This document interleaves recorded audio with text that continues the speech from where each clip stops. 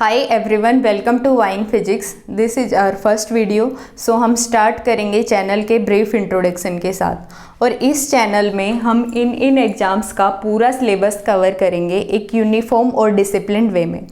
और सिलेबस में हम ये 9 सब्जेक्ट्स कवर करने वाले हैं। इनमें से भी वो सब्जेक्ट्स हम पहले कवर करेंगे जो हमारे ज़्यादा स्कोरिंग सब्जेक्ट्स हैं, और हर एक सब्जेक्ट को चैप्टर वाइज हम कंप्लीट करेंगे। और हर एक चैप्टर के एंड में उसके क्विक रिवीजन के लिए शॉर्ट नोट वीडियो हम डालेंगे और प्रीवियस ईयर क्वेश्चंस हम सोल्व करेंगे। और प्रीवियस ईयर क्वेश्चन से ये हम देखेंगे कि किस टाइप के क्वेश्चंस हमारे से एग्ज़ाम में पूछे गए हैं और कौन सा पार्ट जो है चैप्टर का वो ज़्यादा इम्पोर्टेंट है एग्ज़ाम पॉइंट ऑफ व्यू से, उसी पे हम ज़्यादा फोकस करेंगे और उसी से रिलेटेड ज़्यादा क्वेश्चंस हम सोल्व करेंगे। तो हर एक वीडियो के एंड में 2 से 3 क्वेश्चन मैं आपको प्रैक्टिस के लिए देने वाली हूँ, जो वीडियो में कराया जाएगा उसी से रिलेटेड, ताकि आपकी अंडरस्टैंडिंग और बेटर हो सके। तो हम स्टार्ट करेंगे मैथमेटिकल फिजिक्स से, क्योंकि mathematical physics high scoring subject है। और अगर अदर सब्जेक्ट्स के न्यूमेरिकल हम सोल्व करें तो उसमें भी कहीं ना कहीं हम मैथमेटिकल फिजिक्स के फॉर्मूलाज का यूज करते हैं। तो मैथमेटिकल फिजिक्स में ये कुछ मेन इंपॉर्टेंट चैप्टर्स हैं हमारे जो हम कवर करने वाले हैं।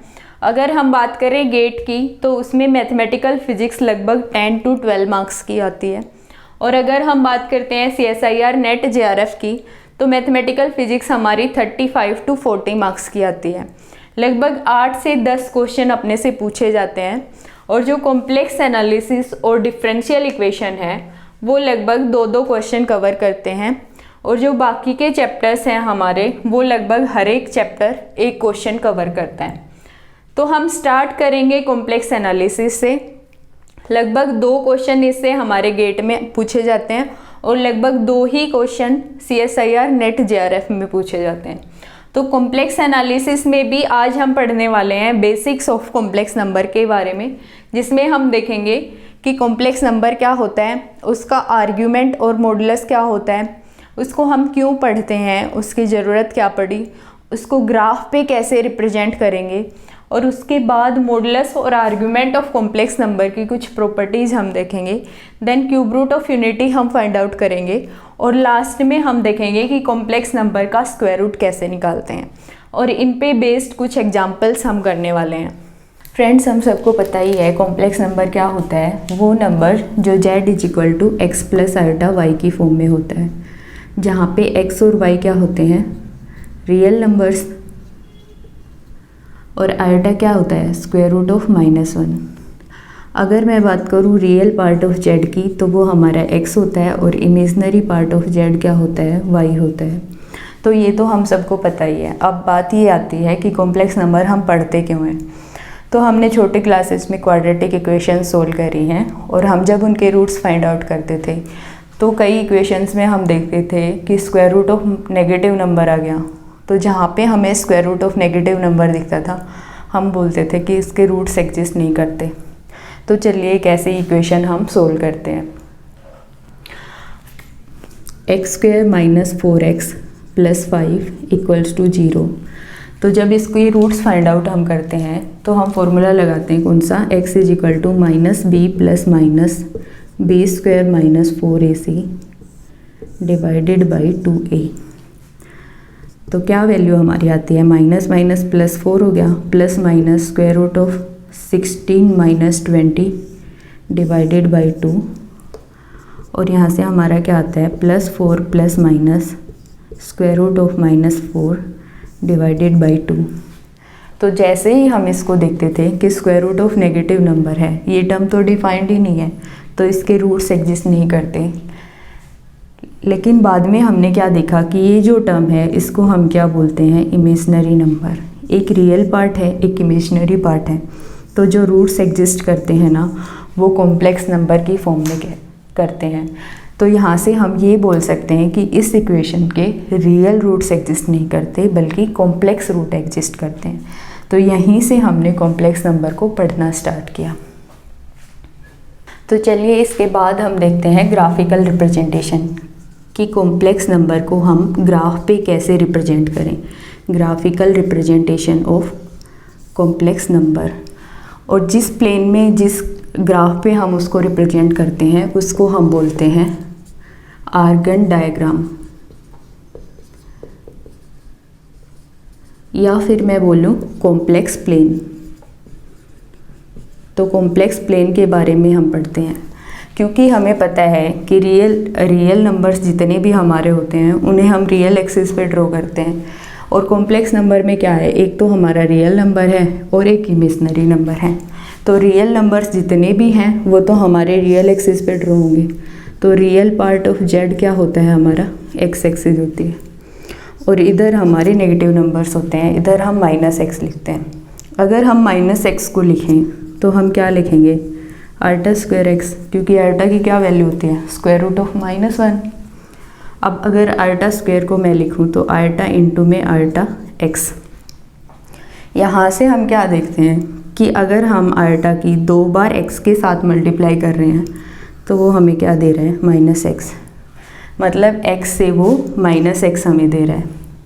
तो हम क्या बोल सकते हैं कि आल्टा की अगर हम 2 बार मल्टीप्लाई करें x के साथ तो हमें क्या मिलता है, 180 डिग्री का रोटेशन। अगर हम सिंगल टाइम मल्टीप्लाई करें तो हमें क्या मिलेगा, 90 डिग्री का रोटेशन। तो 90 डिग्री के रोटेशन के बाद जो भी हमारी एक्सिस आएगी उसके ऊपर हमारी आल्टा की वैल्यूज आ जाएंगी, आल्टा वैल्यूज आ जाएंगी। और आल्टा की वैल्यू किसके साथ है, y के साथ। तो ये एक्सिस हमारी कौन सी हो जाएगी, y एक्सिस। इसीलिए हम y एक्सिस को इमेजिनरी एक्सिस बोलते हैं, ठीक है, क्योंकि इस पे आल्टा की सारी वैल्यूज होती हैं। अब हम रिप्रेजेंट करते हैं कि हमारा कोई नंबर है z = x + आल्टा y। तो यहाँ पे मान लो इतना कोई डिस्टेंस है, वो तो हमारा है कितना, आल्टा y। और ये जो रियल एक्सिस पे डिस्टेंस है यहाँ तक, ये हमारा कितना है, x। तो x को अगर मैं देखूँ, ये हमारा हो गया x और ये हो गया आल्टा y। तो ये जो पॉइंट आएगा उसी को हम बोलेंगे z = x + आल्टा y। तो जो भी हमारा नंबर है z = x + आल्टा y, वो इस पॉइंट पे से रिप्रेजेंट हो जाएगा, ठीक है। अब हम बात करते हैं मॉडुलस ऑफ कॉम्प्लेक्स नंबर की। अगर हम बात करें मॉडुलस ऑफ कॉम्प्लेक्स नंबर की, मॉडुलस ऑफ z, तो हम रिप्रेजेंट करते हैं ऐसे। और मॉडुलस ऑफ z क्या बताता है कि ओरिजिन से इस पॉइंट की जितनी डिस्टेंस होगी वो क्या हो जाएगा, हमारा मॉडुलस। हम मानते कि ये डिस्टेंस हमारी कितनी है, r। तो r को अगर मैं फाइंड आउट करूँ पाइथागोरस लगा के, क्योंकि यहाँ पे वैल्यूज आल्टा y की हैं लेकिन हमारी डिस्टेंस क्या है, वो सिर्फ y बता रहा है। डिस्टेंस जो भी होती है ना वो रियल नंबर्स होती है। तो अगर मैं इस डिस्टेंस की बात करूँ ना तो ये सिर्फ y होगी, ठीक है। तो पाइथागोरस जैसे ही हम लगाते हैं तो क्या आता है, हमारा x² + y² का स्क्वायर रूट। अगर जनरल फॉर्म में मैं देखूं तो x का हमारा क्या होता है, रियल पार्ट का स्क्वायर, प्लस y क्या है, इमेजिनरी पार्ट का स्क्वायर और उसका स्क्वायर रूट। ये हमारा आ गया मॉडुलस। और इस इक्वेशन को अगर आप गौर से देखो, अगर मैं इस इक्वेशन का स्क्वायर करती हूँ बोथ साइड, तो हमारा क्या आता है, r² = x² + y²। और ये इक्वेशन किसकी है, सर्किल की, जहाँ पे r हमारा क्या है, रेडियस वेक्टर। तो जो r हमारा होता है वो क्या होता है, रेडियस वेक्टर, ठीक है। और अगर मैं सेंटर की बात करूँ तो वो हमारा क्या होता है, 0 0, मतलब ओरिजिन। तो यहाँ से जो हमारा सर्किल बनता है उसकी इक्वेशन ये रिप्रेजेंट कर रहा है, ठीक है। अब हम बात करते हैं आर्ग्यूमेंट ऑफ कॉम्प्लेक्स नंबर की। आर्ग्यूमेंट ऑफ कॉम्प्लेक्स नंबर हमारा क्या होता है, थीटा। और थीटा क्या होता है, थीटा ये जो एंगल होगा ना वो हमारा थीटा होगा, ठीक है। तो थीटा की वैल्यू अगर मैं फाइंड आउट करूँ तो कैसे निकालेंगे, अगर टेंजेंट थीटा हम देखें तो वो क्या होता है, परपेंडिकुलर और बेस, तो y/x। तो यहाँ से हमारा थीटा क्या आएगा, tan इनवर्स y/x। अगर जनरल फॉर्म में हम देखें तो थीटा आता है tan inverse imaginary part upon real part, ठीक है। और थीटा है क्या, रेडियस वेक्टर का एंगल है with real axis.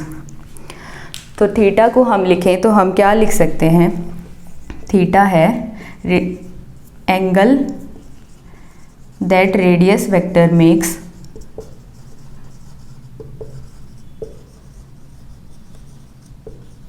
With real axis. Real axis के साथ रेडियस वेक्टर जितना एंगल बनाएगा वो हमारा थीटा होगा। तो थीटा की अगर मैं रेंज डिफाइन करूँ यहाँ से, तो थीटा हमारा लाई करता है 0 से लेके 2 पाई के बीच में। ठीक है, इसके बाद हम कॉम्प्लेक्स नंबर की 3 फॉर्म स्टडी करते हैं। कॉम्प्लेक्स नंबर को हम 3 फॉर्म्स में पढ़ते हैं। फर्स्ट होती है हमारी कार्टेशियन फॉर्म, जिसमें हम z को लिखते हैं x plus iota y. Second हमारी होती है पोलर फॉर्म। थर्ड हमारी होती है एक्सपोनेंशियल फॉर्म।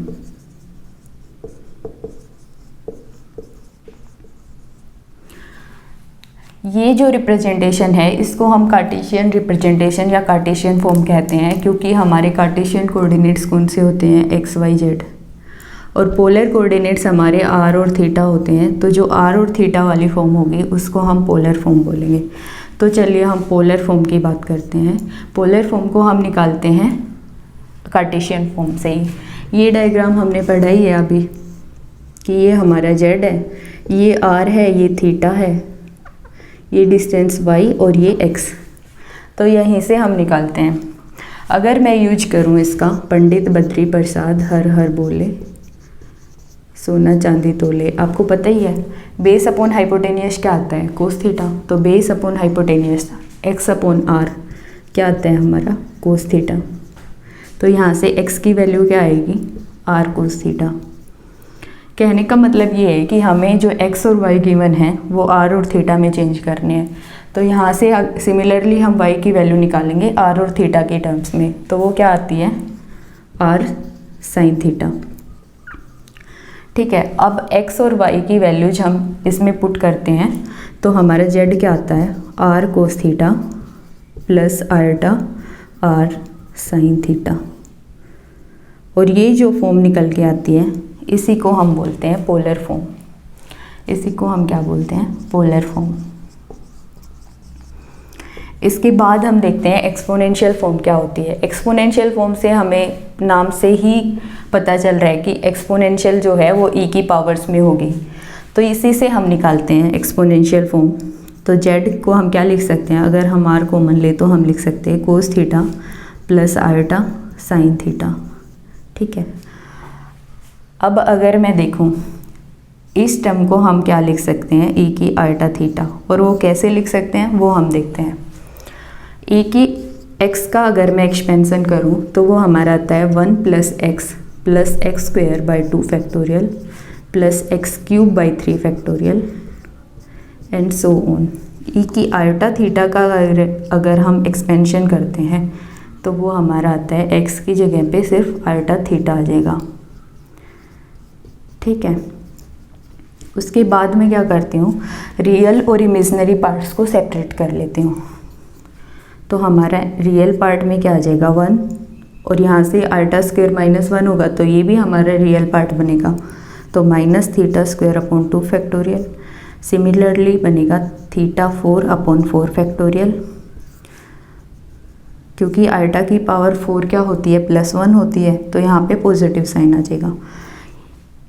और यहाँ से अगर मैं आल्टा कॉमन लूँ इमेजिनरी वाली टर्म से तो हमारा क्या बचेगा, थीटा। और थर्ड वाली टर्म्स में क्या बचता है, minus theta cube upon 3 factorial and so on. तो ये जो एक्सपेंशन हमारा होता है वो होता है कोस थीटा का, और ये एक्सपेंशन होता है साइन थीटा का। तो यहाँ से हमने क्या देखा एक्सपेंशन से कि cos theta plus ultra sine theta वो इक्वल होता है हमारा e की आल्टा थीटा के। तो यहाँ से z की वैल्यू हमारी क्या आती है, z is equal to r e की आल्टा थीटा। और ये जो फॉर्म हमारी निकल के आती है ना, इसी को हम क्या बोलते हैं, एक्सपोनेंशियल फॉर्म।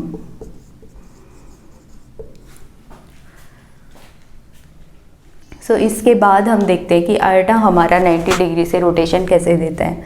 अगर मैं थीटा की जगह पे π/2 पुट करती हूँ तो e की आल्टा π/2 को हम क्या लिख सकते हैं, ई की आयटा थीटा को हम लिख सकते हैं cos theta plus iota sine theta.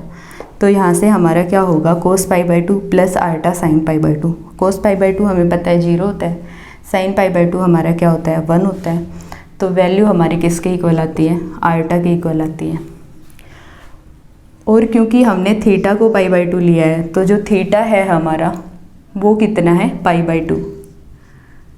Eta क्या बता रहा है कि ए की आयटा पाई बाई 2 के इक्वल है, मतलब जो थीटा है वो क्या है, रेडियस वेक्टर का रियल एक्सिस के साथ जो एंगल है वो हमारा थीटा है।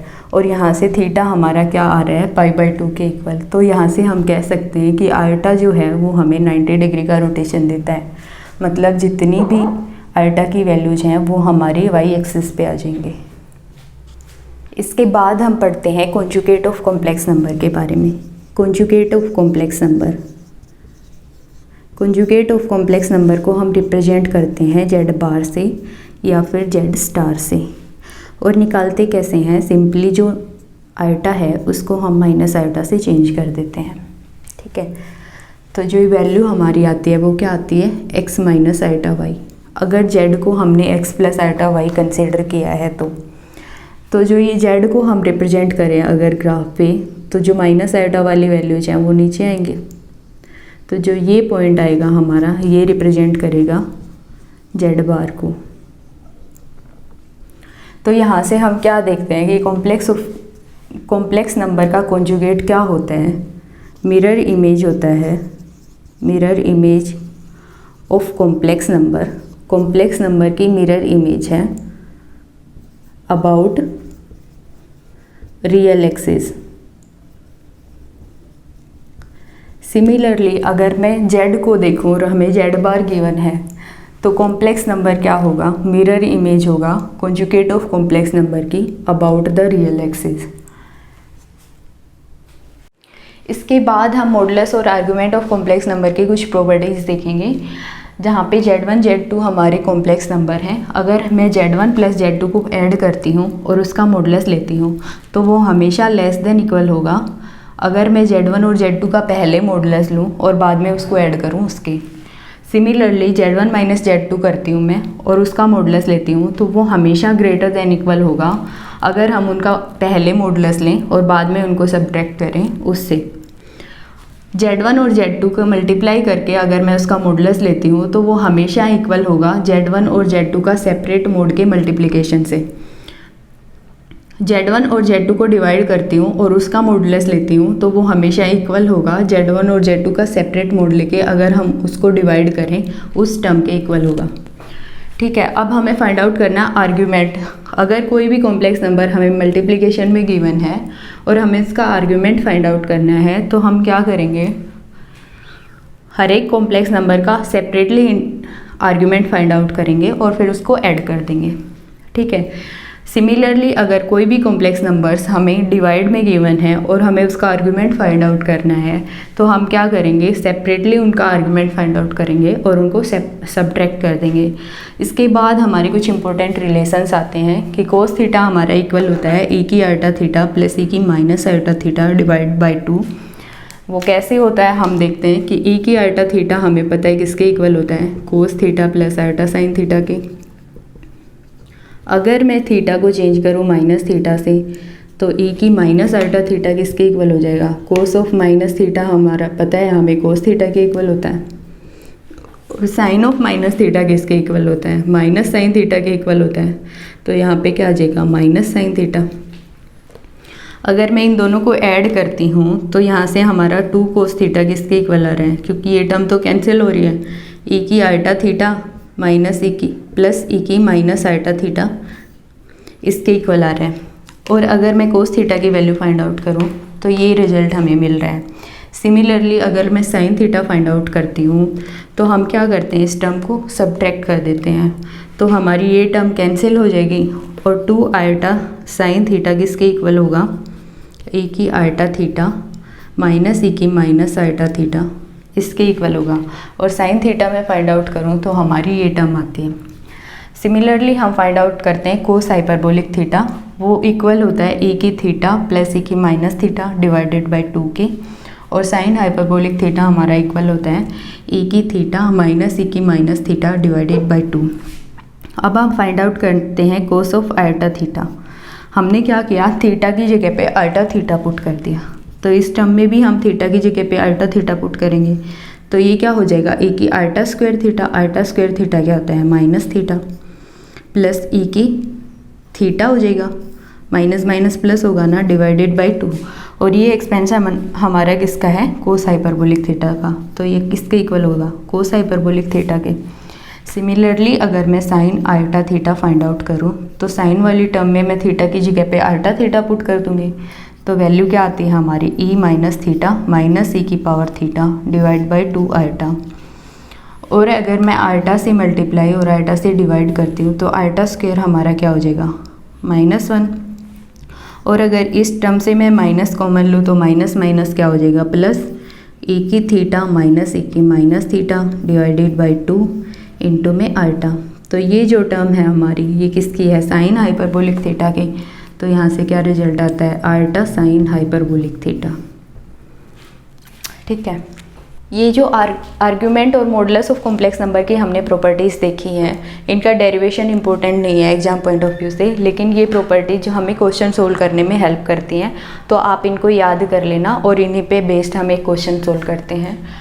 तो आप एक काम करिए, वीडियो को पॉज करिए और इस क्वेश्चन को सोल्व करने की ट्राई कीजिए। चलो हम देखते हैं। Multiplying a complex number z by 1 plus iota rotates the radius vector by an angle of. हमें फाइंड आउट करना है आर्ग्यूमेंट। एंगल की जहाँ पे बात आती है तो हमें फाइंड आउट करना क्या होता है, एंगल क्या होता है अपना आर्ग्यूमेंट। ये कह रहा है कि कॉम्प्लेक्स नंबर z को हमने 1 प्लस आयोटा से मल्टीप्लाई कर दिया, तो आर्ग्यूमेंट जो है, आर्ग्यूमेंट है, एंगल है या फिर आर्ग्यूमेंट है, वो कितने डिग्री से रेडियस वेक्टर को रोटेट करता है। अगर सिंपली हम देखें तो z हमारा क्या होता है, r e की आयोटा थीटा। ठीक है, ये हमारा r होता है, ये z होता है और ये थीटा होता है। r e की आयोटा थीटा होता है। अब अगर हम मॉडुलस देखें z का तो वो r होता है और आर्ग्यूमेंट ऑफ z क्या होता है, थीटा होता है। अब क्या किया हमने, z को 1 प्लस आयोटा से मल्टीप्लाई कर दिया और उसका आर्ग्यूमेंट हमें बताना है। तो आर्ग्यूमेंट हमने पढ़ा है, आर्ग्यूमेंट ऑफ z1 इंटू में z2 क्या होता है, हम सेपरेटली उनका आर्ग्यूमेंट फाइंड आउट करते हैं और उनको ऐड कर देते हैं। तो सेपरेटली इनका आर्ग्यूमेंट अगर हम फाइंड आउट करें, z का आर्ग्यूमेंट हमें पता है थीटा होता है। अगर इसका आर्ग्यूमेंट मैं फाइंड आउट करूं, आर्ग्यूमेंट ऑफ 1 प्लस आयोटा, तो क्या होगा हमारा tan इनवर्स, इमेजनरी पार्ट कितना है 1 और रियल पार्ट भी कितना है 1। तो tan इनवर्स 1 थीटा की कौन सी वैल्यू के लिए होता है, 45 डिग्री के लिए। तो जो इसका आर्ग्यूमेंट है वो किसके इक्वल हो जाएगा, argument of z plus argument of this, तो थीटा प्लस 45 डिग्री हो जाएगा। और अगर हम प्लस की बात करते हैं तो हम किस डायरेक्शन में मूव करते हैं, एंटी क्लॉकवाइज डायरेक्शन में। अगर हम माइनस थीटा की बात करते हैं तो हम क्लॉकवाइज डायरेक्शन में मूव करते हैं। तो यहाँ पे क्योंकि थीटा प्लस 45 दिया हुआ है तो थीटा से हम 45 डिग्री प्लस में चले जाएंगे, तो जो हमारा z होगा वो जो रेडियस वेक्टर हमारा होगा वो 45 डिग्री से इतने एंगल से चेंज हुआ, 45 डिग्री एंटी क्लॉकवाइज डायरेक्शन में वो रोटेट हुआ है। तो करेक्ट ऑप्शन हमारा सी आ जाएगा। अगर वो पूछता है कि मॉडुलस कितने से चेंज होता है, तो मॉडुलस हम कैसे फाइंड आउट करते हैं, अगर दो नंबर कॉम्प्लेक्स नंबर मल्टीप्लाई में गिवन है और उनका मॉडुलस फाइंड आउट करना है तो हम उनका सेपरेट मॉडुलस फाइंड आउट करते हैं और उसको मल्टीप्लाई कर देते हैं। तो सेपरेटली हमें पता है कि z का मॉडुलस हमारा कितना होता है, r होता है। और 1 प्लस आयोटा का अगर मैं मॉडुलस फाइंड आउट करूँ तो वो हमारा कितना है, रियल पार्ट का स्क्वायर 1 का स्क्वायर प्लस इमेजनरी पार्ट का स्क्वायर 1 का स्क्वायर, तो वो कितना हो गया, स्क्वायर रूट ऑफ 2।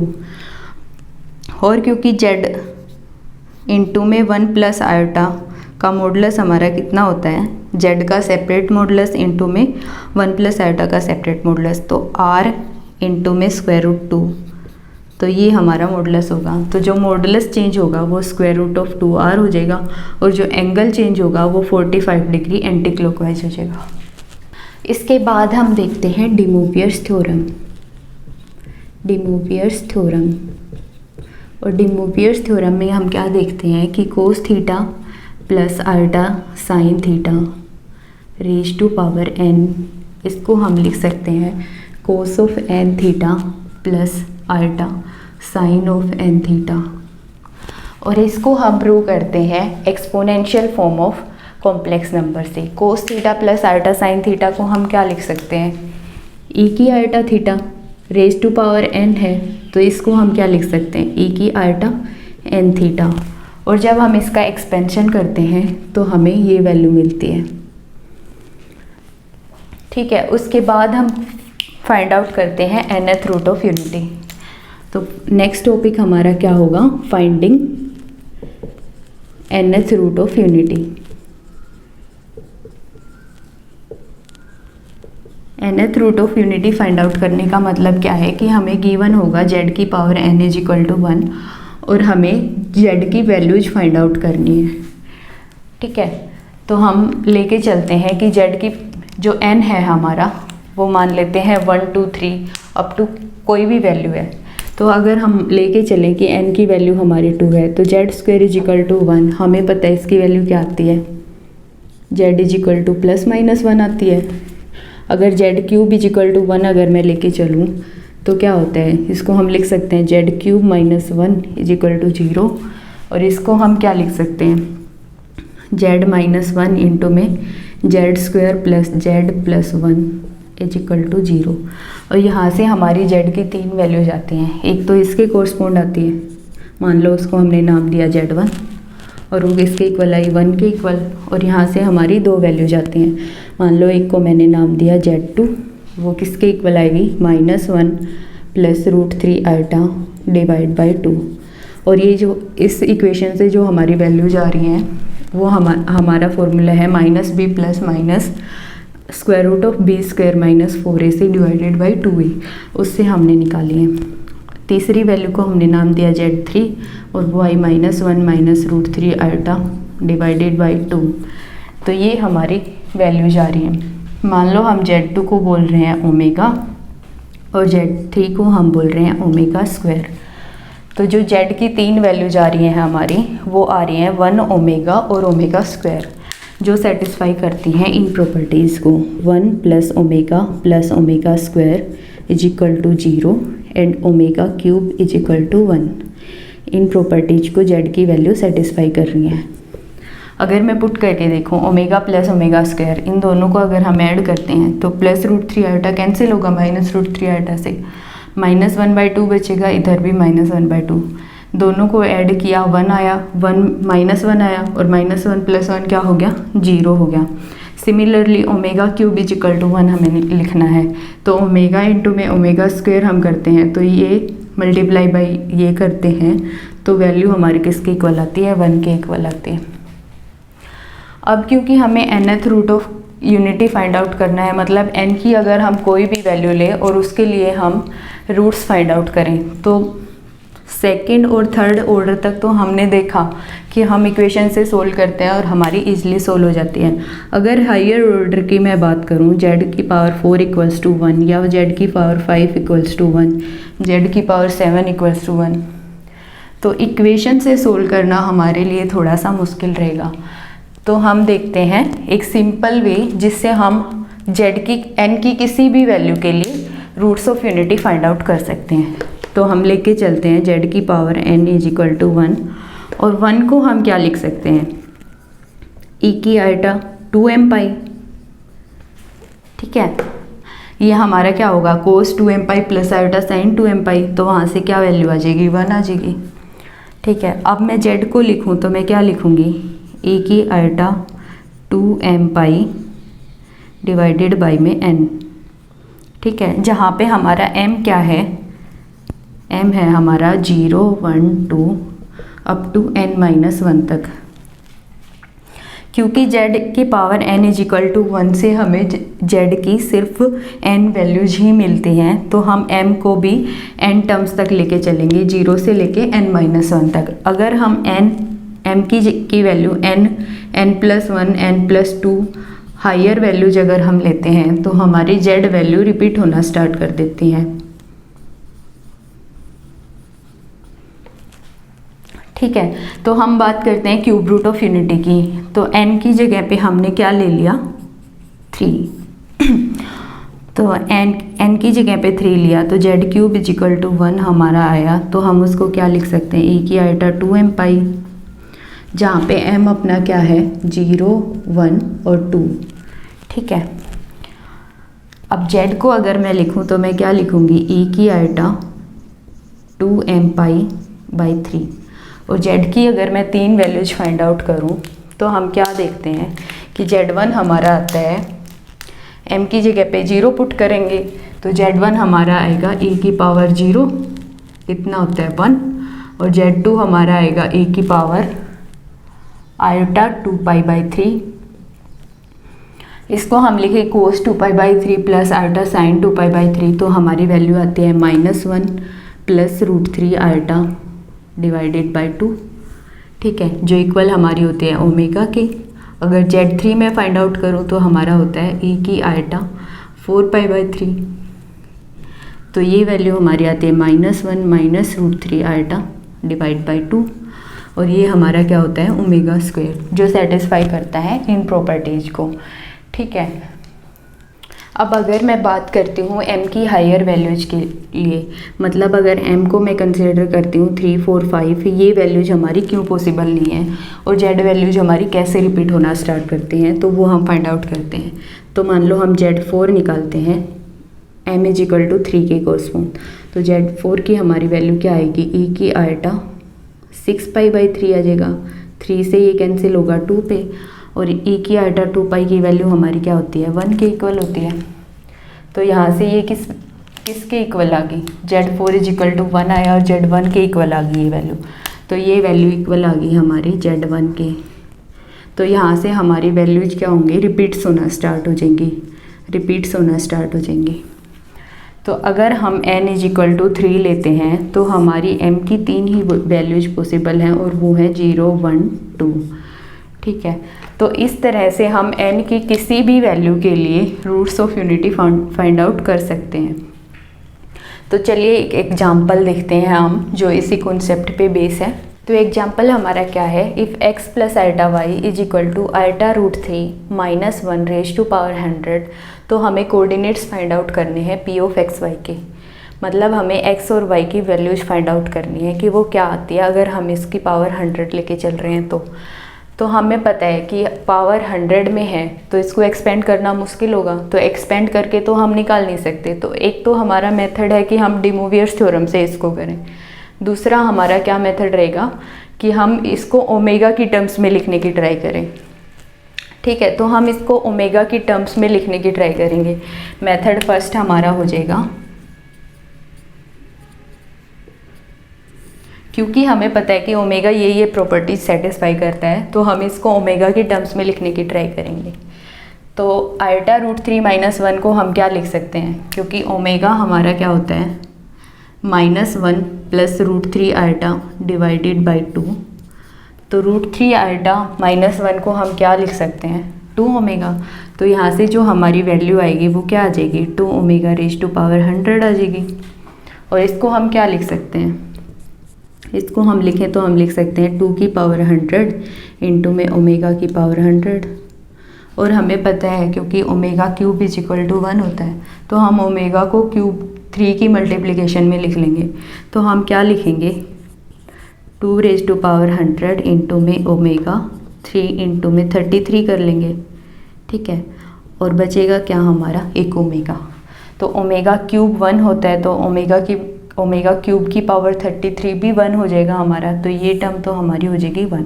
तो यहाँ से हमारी वैल्यू क्या आती है 2 की पावर 100 इंटू में ओमेगा, और ओमेगा की वैल्यू हमें पता ही ये होती है, तो हम पुट करते हैं 2 की पावर 100 इंटू में ओमेगा की वैल्यू क्या है -1 plus √3 iota divide by 2।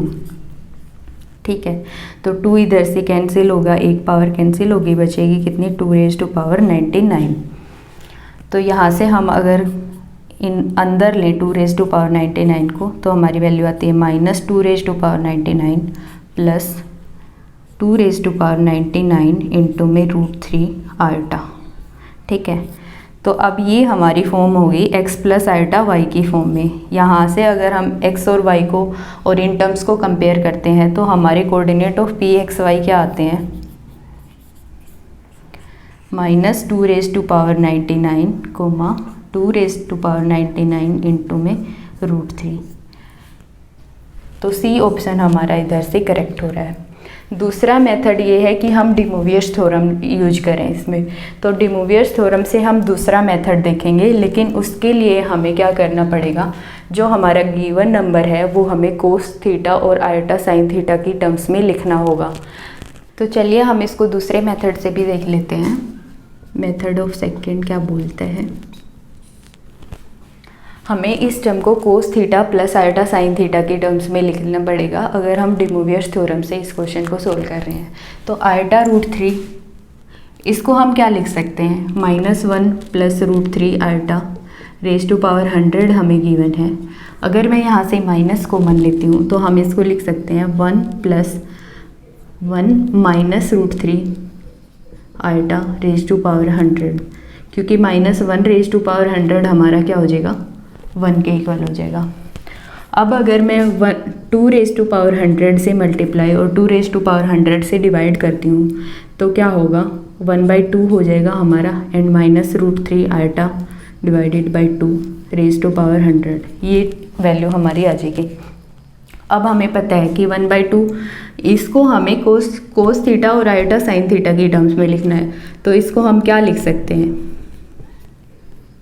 Cos of π/3, क्योंकि कोस 60 की वैल्यू हमारी क्या होती है 1/2, और इसको हम क्या लिख सकते हैं, आयटा साइन π/3, ठीक है, और रेज टू पावर 100 है।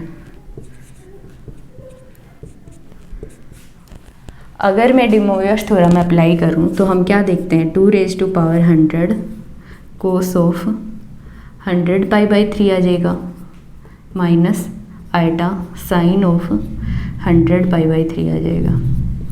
और इसको हम क्या लिख सकते हैं, कोस ऑफ 100 π/3 को हम लिख सकते हैं कोस ऑफ 33 पाई प्लस π/3, ठीक है।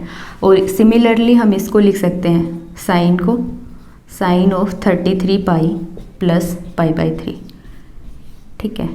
2 रेज टू पावर 100 हमारा है ही बार, तो कोस ऑफ 33 पाई प्लस π/3 को हम क्या लिख सकते हैं, 33 पाई को अगर मैं देखूं तो ये हमारा क्या होगा 32 पाई प्लस पाई, और 32 पाई हमारा क्या बता रहा है कि 16 टाइम्स है ना, हमने 2 पाई का रोटेशन दे दिया। 2 पाई का रोटेशन हमने कितनी बार दिया, 16 टाइम्स। और अगर हम 16 टाइम 2 पाई का रोटेशन देते हैं, जितनी बार भी हम 2 पाई का रोटेशन देते हैं हम कहाँ पे पहुँचते हैं, 0 डिग्री पे। तो इसको हम क्या लिख सकते हैं, 0। तो ये वाली टर्म हमारी क्या आ जाएगी, 2 रेज टू पावर 100 इंटू में कोस पाई प्लस π/3, ठीक है। और जो सेकंड वाली टर्म है वो क्या आएगी, minus iota sine pi plus π/3। अगर अब हम देखें क्वाड्रेंट अगर, तो पाई प्लस π/3 हमारा π/3 हमारा थर्ड क्वाड्रेंट में लाई करता है, और थर्ड क्वाड्रेंट में कोस और साइन दोनों नेगेटिव होते हैं। तो हमारी वैल्यू क्या आती है, 2 raise to power 100 cos minus cos π/3 आएगी, और माइनस कोस π/3 की वैल्यू क्या होती है, -1/2, ठीक है। माइनस आयोटा हमारा था, यहाँ से आएगा हमारा साइन माइनस π/3, और साइन माइनस π/3 की वैल्यू हमारी क्या हो जाएगी, थर्ड क्वाड्रेंट में माइनस एक और बाहर आएगा प्लस हो जाएगा √3/2, ठीक है। अब यहाँ से मैं 2 कॉमन लूँ तो हमारी क्या वैल्यू आ रही है, 2 की पावर 99 माइनस ऑफ 2 की पावर 99 प्लस 2 की पावर 99 √3 आयटा। और यहाँ से अगर हम x और y से कंपेयर करके अगर p ऑफ x y निकालते हैं तो हमारा यही आंसर आ रहा है, तो हमारा सी ऑप्शन करेक्ट हो जाएगा। तो इस क्वेश्चन को हम ओमेगा की फॉर्म से भी कैलकुलेट कर सकते हैं, और दूसरा हम डी मूवियर्स थ्योरम से भी सोल्व कर सकते हैं। सो हमारा लास्ट टॉपिक है square root of complex number. हमें कोई भी कॉम्प्लेक्स नंबर गिवन होगा और हमसे उसका स्क्वायर रूट पूछा जाएगा, तो हम कैसे निकालते हैं कॉम्प्लेक्स नंबर का स्क्वायर रूट, वो हम देखते हैं। कोई भी मान लो हमें नंबर गिवन है वो z is equal to a plus iota b की फॉर्म में अगर हमें गिवन है, ठीक है, और हमसे पूछा गया है कि हमें स्क्वायर रूट निकालना है कॉम्प्लेक्स नंबर का, तो हमें a प्लस आइटा बी का स्क्वायर रूट निकालना है। अगर किसी भी कॉम्प्लेक्स नंबर का मैं स्क्वायर रूट निकालूं तो वो भी हमारा कॉम्प्लेक्स नंबर ही आता है। तो हम मान लेते हैं कि जो रिजल्ट हमारा आता है वो एक कॉम्प्लेक्स नंबर आता है और वो x प्लस आइटा वाई की फॉर्म में होता है। तो हमें निकालना क्या है, x और y की वैल्यूज़ निकालनी है a और b की टर्म्स में, और हम जैसे ही इसमें पुट करते हैं तो हाँ क्या होगा, हमारा square root of complex number निकल जाएगा। तो चलिए हम निकालते हैं। अगर मैं इस इक्वेशन का स्क्वायर करूँ बोथ साइड तो मुझे क्या मिलेगा, a plus iota b is equal to x plus iota y का होल स्क्वायर। और अगर मैं इस टर्म को ओपन करती हूँ तो मुझे क्या मिलता है, x square minus y square plus 2 iota x y. अगर हम रियल और इमेजिनरी पार्ट कंपेयर करें तो हमें क्या वैल्यूज मिलती है, x square minus y square तो हमारा किसके इक्वल होता है, ए के, और 2xy किसके इक्वल है, बी के, ठीक है। अब क्योंकि अगर हमारे पास वैल्यू एक इक्वेशन ऐसी होती है x square plus y square किसी के भी इक्वल होता मान लो, तो इन दो इक्वेशन की हेल्प से x और y की वैल्यू निकालना हमारे लिए इजी रहता। तो हम ट्राई करेंगे ये इक्वेशन बनाने की। तो हम लेके चलते हैं, हमने एक फॉर्मूला पढ़ा है x प्लस वाई का होल स्क्वायर, वो इक्वल होता है x माइनस वाई का होल स्क्वायर प्लस 4xy, ठीक है। तो इन दोनों इक्वेशन की हेल्प से हम ये टर्म बनाने की कोशिश करेंगे। तो यहाँ पे हम क्या करते हैं, x और y की जगह पे एक्स स्क्वायर और वाई स्क्वायर ले लेते हैं। तो जहाँ पे भी x और y है वहाँ पे हम क्या ले लेंगे, एक्स स्क्वायर और वाई स्क्वायर, ठीक है। तो x square minus y square का whole square plus 4x square y square, ठीक है। ये टर्म हमें पता है किसके इक्वल है, a के इक्वल। तो यहाँ पे क्या आ गया, a स्क्वायर, और ये टर्म किसके इक्वल है, 2xy b के इक्वल है, तो ये टर्म किसके इक्वल होगी, b के स्क्वायर के प्लस b स्क्वायर।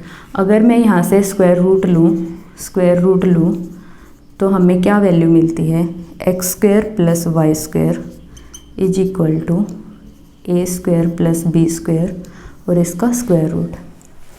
अब एक तो हमारी इक्वेशन होगी ये वाली, अगर मैं इसको फर्स्ट का नाम दूँ और इसको सेकंड का नाम दूँ, तो फर्स्ट और सेकंड को अगर हम ऐड करते हैं तो हमारी वैल्यू क्या आती है, 2x स्क्वायर हमारा इक्वल आता है a plus square root of a square plus b square के, ठीक है। यहाँ से अगर मैं x की वैल्यू फाइंड आउट करती हूँ तो x की हमारी क्या वैल्यू आती है, a plus square root of a square plus b square divide by 2 और उसका square root plus minus sign के साथ में। तो ये तो आ गई हमारी x की वैल्यू। सिमिलरली अगर हम y की वैल्यू फाइंड आउट करें, अगर हम इन दोनों इक्वेशन को सब्ट्रैक्ट करते हैं, सेकंड माइनस फर्स्ट अगर हम करते हैं तो y की वैल्यू हमारी क्या आती है, प्लस माइनस आएगा, होल स्क्वायर रूट आएगा, minus a plus square root of a square plus b square divide by 2 और होल स्क्वायर रूट है। तो ये हमारी क्या आ गई, x और y की वैल्यूज आ गई। x और y की वैल्यूज हम इस इक्वेशन इधर पुट कर देंगे तो हमारा क्या आएगा, कॉम्प्लेक्स नंबर का स्क्वायर रूट आ जाएगा, ठीक है। तो एक एग्जांपल से हम देखते हैं, फॉर एग्जांपल कोई एग्जांपल है हमारा, कोई भी कॉम्प्लेक्स नंबर हमें गिवन है 5 + 12 आयोटा, और हमें फाइंड क्या करना है, स्क्वायर रूट ऑफ z हमें फाइंड आउट करना है। तो यहाँ से जो हमने फॉर्मूले लगाने हैं ना वो हमें याद करने हैं, डेरिवेशन पे हमें कोई ध्यान नहीं देना है, ठीक है। तो इन फॉर्मूले की हेल्प से हम फाइंड आउट करेंगे 5 + 2 आयोटा का स्क्वायर रूट। मैं लिखूँ अगर 5 + 12 आयोटा का स्क्वायर रूट किसके इक्वल लिखते हैं, x प्लस आयोटा y के। तो कंपेयर करूँ मैं अगर इससे तो a हमारा क्या होगा 5 और b क्या हो जाएगा 12, ठीक है। अब हमें फाइंड क्या करना है, x और y की वैल्यूज फाइंड आउट करनी है a और b की टर्म्स में।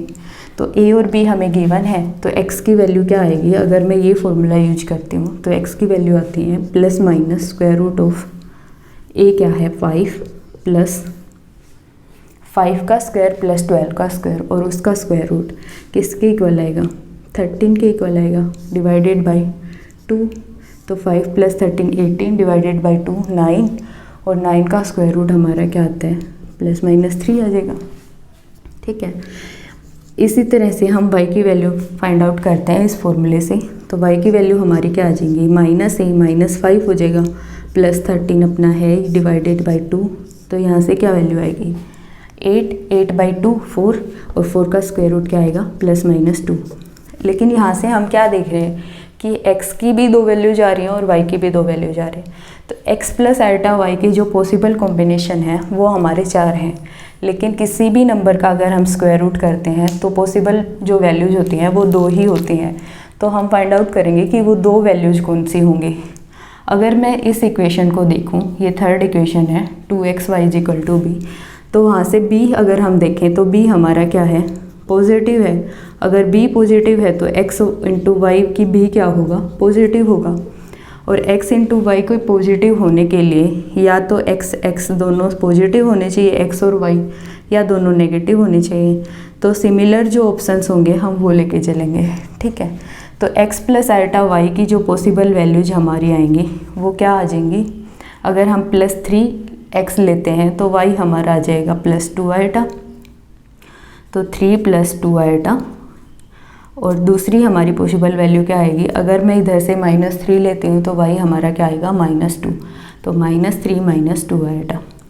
ये 2 हमारी पॉसिबल वैल्यू जाती हैं x + आल्टा y की। तो इस नंबर का जो स्क्वायर रूट आएगा वो ये वैल्यू आ जाएगी। ठीक है, अब आप ये सोच रहे होगे कि जब मैंने इस नंबर का स्क्वायर रूट लिया तो मैंने a + b² का होल स्क्वायर रूट किया, तो यहाँ पे प्लस माइनस साइन क्यों नहीं लिया। ठीक है, वो इसलिए नहीं लिया क्योंकि अगर हम माइनस साइन भी लेके चलते हैं ना और हम सोल्व करते हैं तो भी हमारी x + आल्टा y की यही वैल्यू जाती हैं। तो चलो हम एक बार देख लेते हैं कि वो कैसे आते हैं अगर हम माइनस साइन कंसिडर करें। तो अगर मैं माइनस साइन कंसिडर करूं तो यहाँ पे हमारा माइनस आएगा, a माइनस मतलब 5 - 13 हो गया। 5 - 13 कितना होगा -8, और -8 से अगर मैं वैल्यू निकालती हूँ तो कितनी आती है हमारी +-2 आल्टा आती है। ठीक है, और अगर इधर मैं करूँ माइनस, तो माइनस लेके अगर मैं वैल्यू निकालूँ -5 - 13 कितना होगा -18, -18 डिवाइडेड बाई 2 -9, और -9 का स्क्वायर रूट अगर हम लेते हैं तो क्या आता है +-3 आल्टा आता है। ठीक है, अब क्योंकि b हमारा क्या है पॉजिटिव, तो एक्स वाई भी हमारा पॉजिटिव होना चाहिए। अब एक्स वाई पॉजिटिव कैसे होगा, अगर मैं दोनों ++ ऑप्शन कंसीडर करूँ तो एक तो हमारा है 2 आल्टा, इंटू में 3 आल्टा, तो हमारी वैल्यू क्या आ रही है 6 आल्टा स्क्वायर, और आल्टा स्क्वायर क्या होता है माइनस होता है, तो माइनस वैल्यू आ रही है हमारी, प्लस नहीं आ रही। तो हम सेम साइन इस केस में कंसीडर नहीं करेंगे। ठीक है, अल्टरनेट ऑप्शंस हम लेके चलेंगे। अगर हम x को प्लस कंसीडर कर रहे हैं, अगर हम x को ले रहे हैं +2 आल्टा तो y को लेंगे -3 आल्टा। अगर हम x को ले रहे हैं -2 आल्टा तो y को हम लेंगे +3 आल्टा। तो यहाँ से x + आल्टा y की अगर मैं वैल्यू फाइंड आउट करती हूँ तो वो हमारी आती है +2 आल्टा -3 आल्टा, इंटू में आल्टा है ही y के साथ, तो इंटू में आल्टा हो जाएगा। आल्टा स्क्वायर क्या होगा -1 होगा, तो क्या वैल्यू आ जाएगी माइनस माइनस प्लस हो जाएगा, 3 + 2 आल्टा आ जाएगा।